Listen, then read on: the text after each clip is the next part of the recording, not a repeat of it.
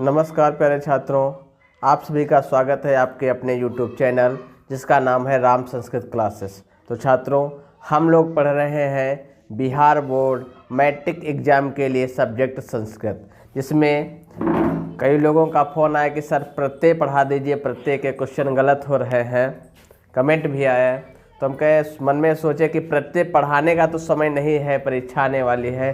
तो ये एक PDF है जिसमें हम लोग प्रत्यय के जितने भी प्रश्न विगत परीक्षाओं में आए हैं उनका यहाँ पर समावेश किया गया है। उन सभी प्रश्नों को हम लोग यहाँ पर अध्ययन कर लेंगे और यही प्रश्न और जो परीक्षा हो रही है उसमें भी देखा जा रहा है कि जो प्रश्न आ रहे हैं काफ़ी विगत परीक्षा के हिसाब से प्रश्न आ रहे हैं, यानी कि वही सब रिपीट प्रश्न ज़्यादातर आ रहे हैं। तो ये प्रत्यय में भी हम लोग जितने भी पुराने पेपर हो चुके हैं उनके वही सब प्रत्यय के महत्वपूर्ण प्रश्न हैं। तो हम लोग इन प्रत्ययों के सभी प्रश्नों का अध्ययन कर लेंगे और इनसे जितने भी प्रत्यय प्रश्न बनने वाले होंगे तो ये प्रत्यय के लगभग 240 के आसपास प्रश्न हैं।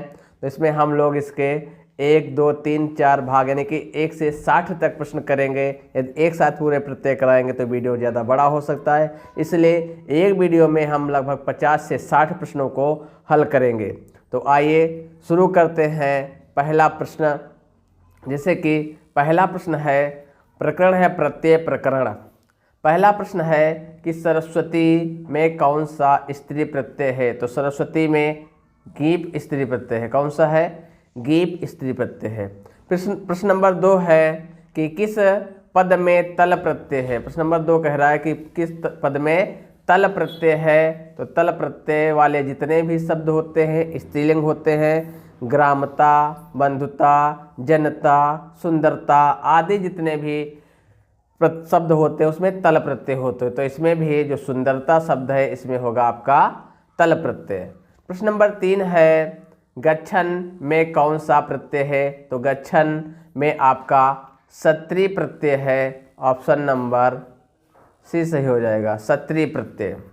आइए आगे बढ़ते हैं और प्रश्न नंबर 4 देखते हैं। प्रश्न नंबर 4 है, तीव्र तरम में कौन सा तद्धित प्रत्यय है? तो जहाँ पर आप लोग ध्यान दीजिए, जहाँ पर तर आए लास्ट में क्या है? तर, तो वहाँ पर होता है तरप, और जहाँ पे तम आए तो वहाँ पर होता है तमम, तमप। यानी कि यहाँ पर देख लीजिए, आप पहचानिए तर है और तर किस में है? तरप वाले में तर मिला है, यानी कि यहाँ पर होगा तर। और यहीं पर यदि तमम होता तो तमम तमप प्रत्यय होता, यानी कि त और रा आता है तो तरप, और ता और मा आता है तो वहाँ पर होगा तमप प्रत्यय। तो 4 का ऑप्शन नंबर ए सही होगा। 4 का ऑप्शन नंबर ए सही है, तरप प्रत्यय। इसके बाद प्रश्न नंबर 5 है, किस पद में ल्युट प्रत्यय है? तो प्रश्न नंबर 5 यह प्रश्न बहुत ज़्यादा पूछता है ल्युट प्रत्यय, और लोग अक्सर गलत करते हैं। तो पठनम में आपका ल्युट प्रत्यय है। 5 का ऑप्शन नंबर ए सही है, पठनम।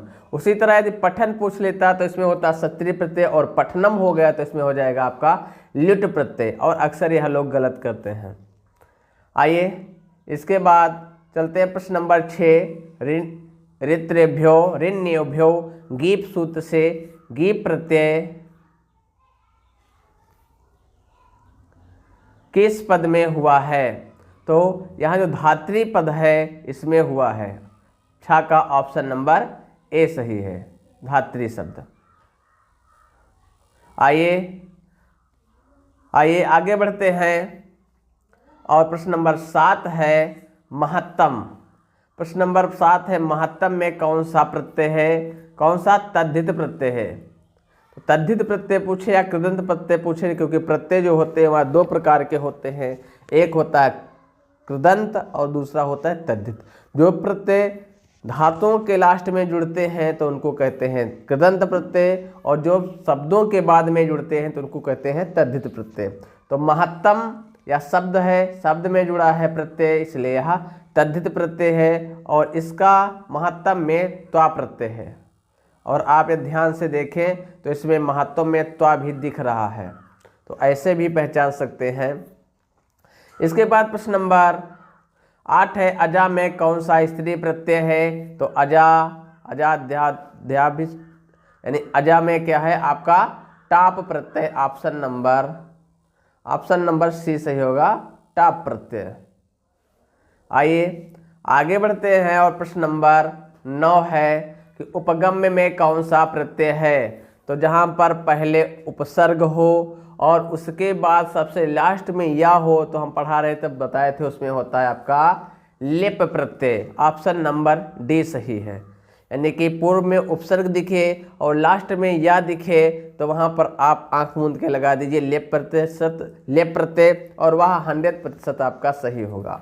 प्रश्न नंबर 10 है, आलस्यम में कौन सा प्रत्यय है? प्रश्न नंबर 10, आलस्यम में संज्ञ प्रत्यय है। ऑप्शन नंबर बी सही है। प्रश्न नंबर 11 कह रहा है कि गीप प्रत्यय किस पद में है? गीप प्रत्यय किस पद में है? तो प्रश्न नंबर 11 का ऑप्शन नंबर ए सही है, कुमारी। ए सही है, कुमारी। आइए आगे बढ़ते हैं प्रश्न नंबर 12 की तरफ।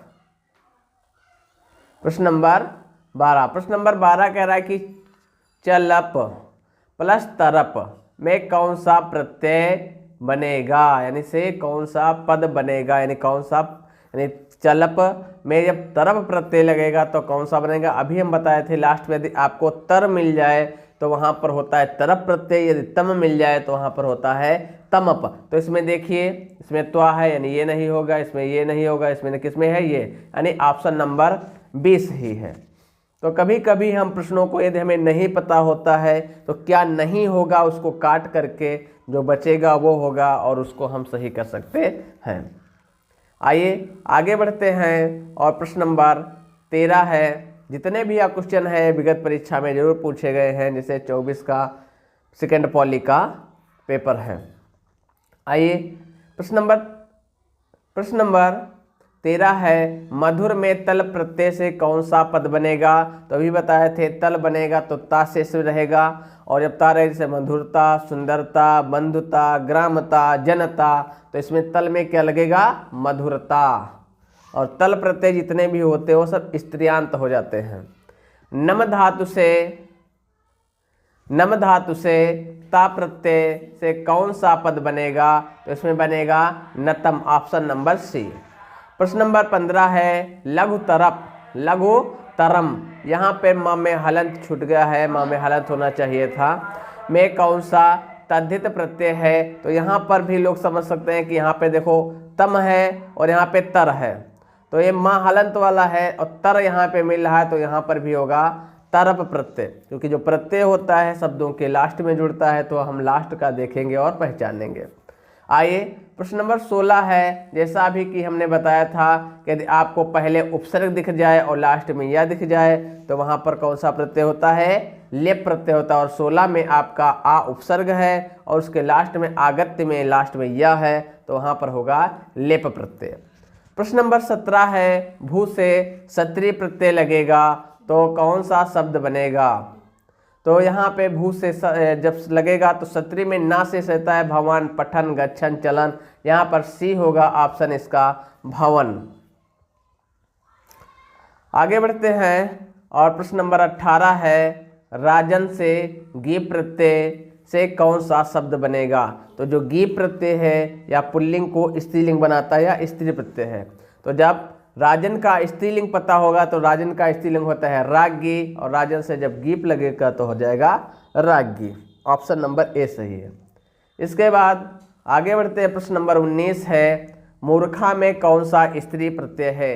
तो मूर्ख से जब टाप प्रत्यय लगता है तो हो जाता है मूर्खा, यानी कि 19 का ऑप्शन नंबर सी सही है। प्रश्न नंबर 20 है, पठनम में कौन सा प्रत्यय है? पठनम में कौन सा प्रत्यय है? अभी यही प्रश्न 5 नंबर पे आया था, यानी कि यह प्रश्न कई बार पूछा गया है परीक्षा में, तो इसका ऑप्शन था ल्युट प्रत्यय। कौन सा? ल्युट प्रत्यय। ल्युट और लेप एक जैसे हैं, इनको ध्यान से पढ़िएगा वरना कंफ्यूज हो जाएगा। प्रश्न नंबर 21 है, किशोरी में कौन सा प्रत्यय है? तो अभी यह भी पूछा गया था, तो किशोरी में कौन सा प्रत्यय है? गीप प्रत्यय है, यानी गीप ज्यादा पूछता है। प्रश्न नंबर 22 है, सीमन से डाप प्रत्यय में कौन सा शब्द बनेगा? तो सीमन से जब डॉप प्रत्यय लगेगा तो चाप, डाप, टॉप ये तीनों प्रत्ययों का बड़ा आशेष रहता है और ये सीमन जो है ये नकारांत है, ना में हलंत रहेगा छोटा सा, और डाप लगेगा तो ना का लोप हो जाएगा और डाप का आ मिल जाएगा तो शब्द बन जाएगा सीमा। ऑप्शन नंबर सी सही है। इसके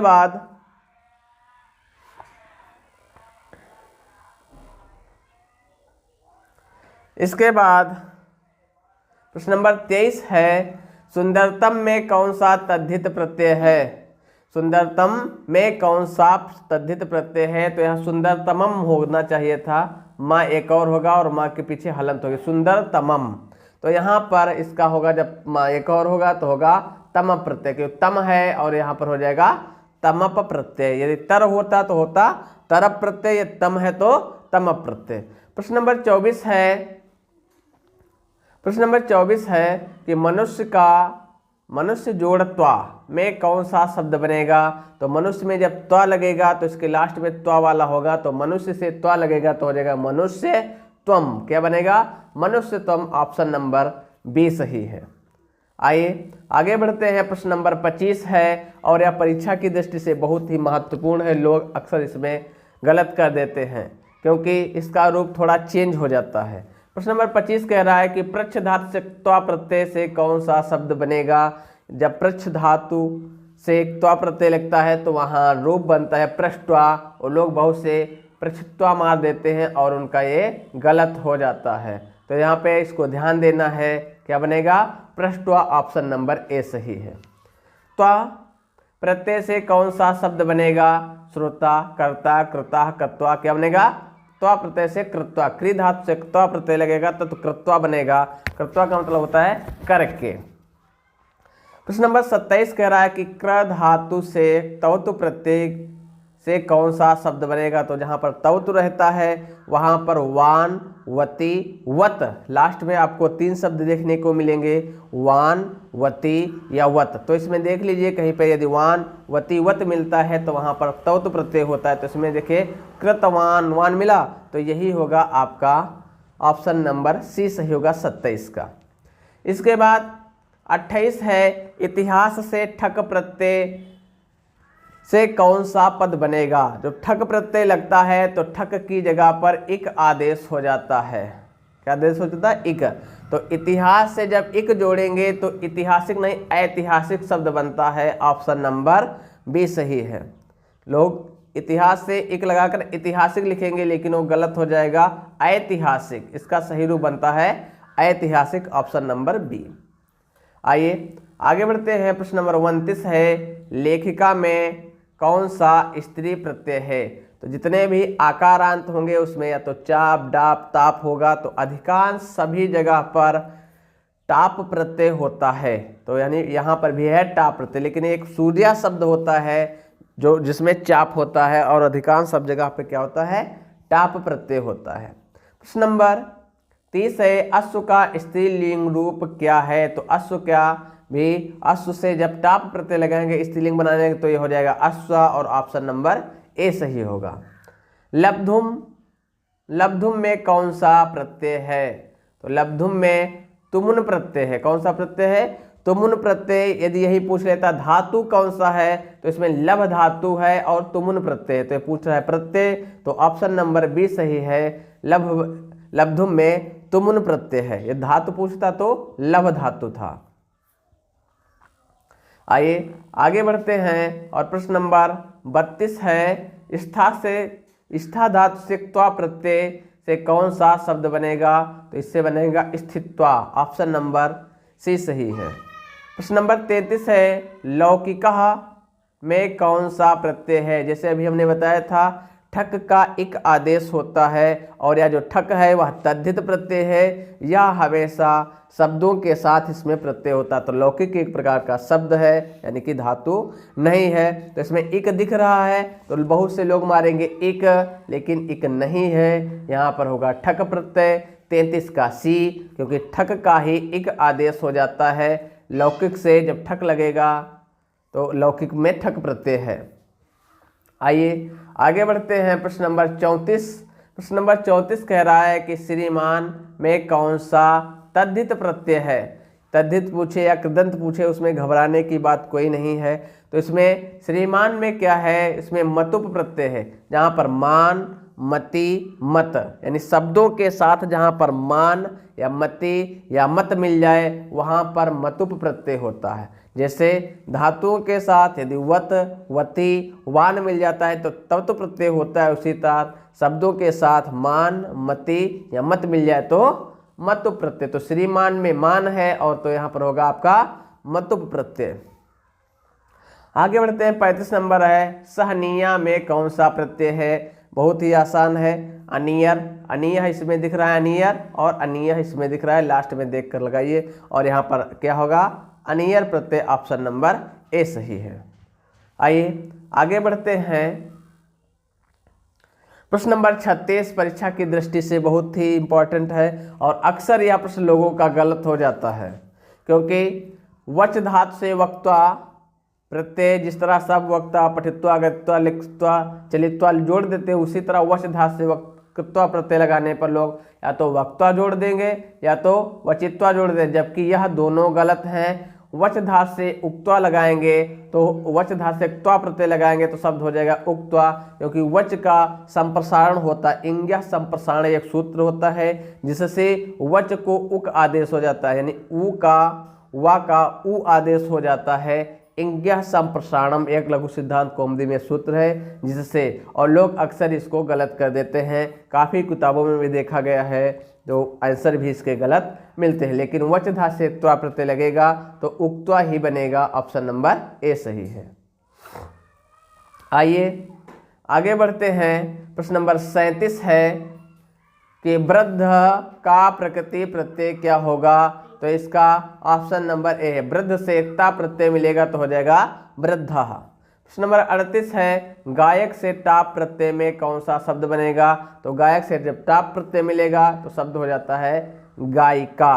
गायिका, नायिका, लेखिका, पाठिका आदि शब्द टाप प्रत्यय से ही बनते हैं। प्रश्न नंबर 39 है, वैष्णव में कौन सा तद्धित प्रत्यय है। 39 प्रश्न नंबर 39 है, वैष्णव में कौन सा तद्धित प्रत्यय है। तो ऐसा प्रत्यय, यह बहुत से लोग इसको नहीं जानते, यह तद्धित प्रत्यय है। ये इसमें होता आण प्रत्यय। कौन सा प्रत्यय, आण प्रत्यय है इसमें। 39 का ऑप्शन नंबर ए सही है। प्रश्न नंबर 40 है, नर्तकी में कौन सा स्त्री प्रत्यय है। नर्तकी में कौन सा स्त्री प्रत्यय है। तो नर्तकी में स्त्री प्रत्यय है गीस प्रत्यय। कौन सा प्रत्यय है, गीस प्रत्यय। प्रश्न नंबर 41, कृत्रिम माँ में हलंत रहेगा। कृत्रिम, कृत्रिम में कौन सा प्रत्यय है। तो कृत्रिम में ता प्रत्यय है। कौन सा, ता प्रत्यय है। ऑप्शन नंबर 41 का बी सही होगा।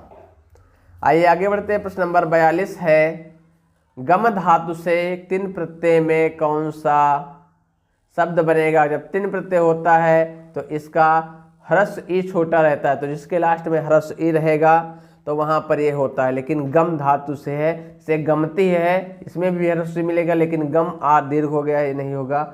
यानी कि क्या होगा, गम धातु से जब तिन प्रत्यय लगेगा तो वहाँ पर रूप बनेगा गति। ऑप्शन नंबर ए सही है। फिर ठक प्रत्यय फिर से आ गया। काफ़ी परीक्षा में ठक पूछा जाता है कि समाज से जब ठक प्रत्यय लगेगा तो कौन सा शब्द बनेगा। तो समाज से जब ठक प्रत्यय लगेगा तो समाज से ठक लगेगा तो ठक का इक आदेश हो जाता है और बन जाता है सामाजिक। क्या बन जाता है, सामाजिक। बहुत से लोग सामाजिक लगाएंगे लेकिन वह सामाजिक क्या होगा, गलत होगा। यह बनता है सामाजिक। सा भी दीर्घ रहेगा, यानी सा भी दीर्घ, माँ भी दीर्घ, फिर जिक, सामाजिक। सामाजिक नहीं, सामाजिक। प्रश्न नंबर 44 है, राजन शब्द में कौन सा स्त्रीलिंग रूप बनेगा। तो राजन जो शब्द है उसका स्त्रीलिंग रूप बनता है राज्ञी। तो यानी राजन का क्या बनेगा, राज्ञी। और यदि पूछ लेगा राजन में कौन सा प्रत्यय है तो वहाँ पर गी प्रत्यय। प्रश्न नंबर 45 है, नर शब्द का स्त्रीलिंग रूप क्या होता है। तो नर का स्त्रीलिंग रूप होता है नारी। और पूछेगा नारी में कौन सा प्रत्यय है, तो नारी में एक होता है गीन प्रत्यय। कौन सा? गीन प्रत्यय होता है नारी में, अक्सर परीक्षाओं में पूछता है। आइए आगे बढ़ते हैं। प्रश्न नंबर 46 है, कृ धातु से क्ता प्रत्यय में कौन सा शब्द बनेगा? तो यहाँ पर शब्द बनेगा कृतम। क्या बनेगा? कृतम बनता है कृतः, फिर द्वितीय विभक्ति के एक वचन में रूप बन जाता है कृतम। क्या बनेगा? कृतम रूप बनता है। ऑप्शन नंबर ए सही है। प्रश्न नंबर 47 है, भू धातु से ता प्रत्यय के योग में कौन सा शब्द बनेगा? तो यहाँ पर बनेगा भूतः। ऑप्शन नंबर सी सही है। प्रश्न नंबर 48 है कि श्रु धातु से तुमुन प्रत्यय, श्रु धातु से तुमुन प्रत्यय का निष्पन्न रूप क्या होगा? तो क्या होगा? जहाँ पर तुमुन होता है उसके लास्ट में आपको तुम अवश्य मिलता है। तो देखिए ऐसे ही पहचान लीजिए, इसमें ही तुम है, तो यही होगा आपका सही। ऑप्शन नंबर बी सही होगा। और वैसे ही उ का ओ हो जाता है, तो श्रु तुम नहीं होता, हो जाता है श्रो ओ हो जाता है श्रो तुम। प्रश्न नंबर 49 है, मित्र से जब तल प्रत्यय का निष्पन्न होता है, अभी तल का बताए थे कि जहाँ पर तल प्रत्यय होता है उसमें दीर्घता राष्ट्र में रहता है, जैसे सुंदरता, ग्रामता, जनता, बंधुता, मित्रता। तो यहाँ पर भी मित्र से जब तल प्रत्यय लगेगा तो बन जाएगा मित्रता। ऑप्शन नंबर बी सही है। प्रश्न नंबर 50 है, इंद्र से जब गीस प्रत्यय से कौन सा शब्द बनेगा? तो इंद्र से जब गीस लगेगा तो शब्द बन जाएगा इंद्राणी। ऑप्शन नंबर बी सही है, क्योंकि इंद्र का जो है शब्द उसका स्त्रीलिंग इंद्राणी होता है। बहुत से लोग इंद्री मारेंगे, लेकिन वह इंद्री क्या है? गलत है, क्योंकि इंद्र का स्त्रीलिंग होता है जो इंद्राणी होता है। आइए प्रश्न नंबर 51 है, किस शब्द में गीप प्रत्यय है? नारी में अभी बताए हैं गीन है, तो इसमें क्या है? रुद्राणी में आपका गीप प्रत्यय है, और गीस रानी में क्या है? गीस प्रत्यय है, राज्ञी में।